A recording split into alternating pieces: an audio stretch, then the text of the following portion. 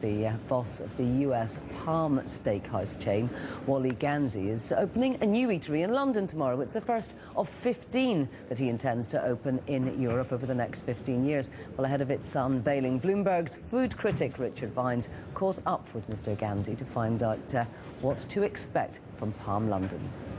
How does London differ from New York, would you say? Quite different. It was quite a learning experience, and still is, as a matter of fact, today. For example, expenses. I thought that New York City was a very expensive city. Boy, was I in for a shock when we came for London looking at locations. Secondly is learning the laws. Complicated. You know, even though we have a restaurant in Mexico City, coming to Europe was, and especially the UK laws, are very different in many ways than the United States.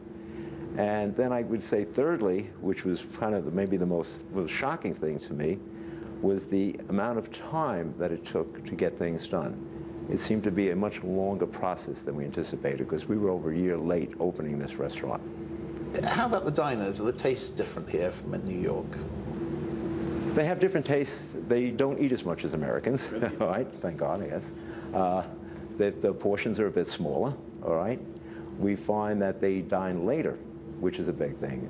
In the United States, we can be full at 5:30, 6 o'clock at night, and dinner will be over by 9 o'clock at night. We find here that we'll be busy from 8 to 10 o'clock at night. So the dining hours were quite different. Now, we didn't know that was going to happen. That was not a surprise. Would you look at opening another restaurant in London? Yes, we would. As a matter of fact, we are. We're actually looking in the West End Theatre District and the Canary Wharf area, all right? I think you're aware we have 4 in Manhattan, and London is a very large city, and I think it could definitely support a Palm in a different area that would not jeopardize the amount of people that still attend this restaurant and come in. Well, for more on Ganzi's plans for European, indeed world domination, I'm joined now in the studio by Richard Vines. It was interesting hearing him talk about the difficulties, and there are difficulties, aren't there, when US companies try to replicate what they do in the States in Europe? There are real differences between, as he mentioned, between the English diners and the Americans. So when Palm came over, they wanted exactly to replicate what they were doing in New York, and they found the portions were way too big, for example. So a formula that's worked across the States, they've had to adapt to here. But his idea is to try and learn from that, and he's looking at sites across Europe now, actually. He's looking at Vienna and Frankfurt, possibly one at Heathrow Airport and another one in London. Wow, so that's quite a big rollout, isn't it? That's good, and it's interesting. American restaurants have had troubles in London. There are very few, if you think about it. Well, McDonald's did okay, McDonald's has done well, and but if you were thinking of American-style steakhouse, if you weren't thinking of Palm, you might think of Goodman, but that's actually Russian-owned.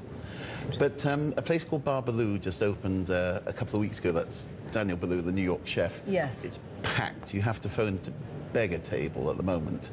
And I think that's going to be the precursor to an American invasion here. Really? Yeah, so Balthazar, the New York chain, is looking at the, well, is in negotiations to get the site of the Theatre Museum in Covent Garden. And the Spotted Pig, I've heard on the grapevine, is looking for a site as well. So a lot of New York chefs I think looking at the London market? Here I was speaking to a restaurateur saying why, and he said this is where the money is now. People realise the London restaurant scene's booming and people want to part for it. The French chefs haven't had so much luck coming in, really. But I think the Americans could do very well here. That's very interesting. And so these are any other new openings this week? Well, in the past couple of weeks, Gordon Ramsay's opened Petrus, and Michel Roux has opened a restaurant as well. But those are, I would say, both, they're very good restaurants, but they're very safe, fine dining restaurants, not so exciting.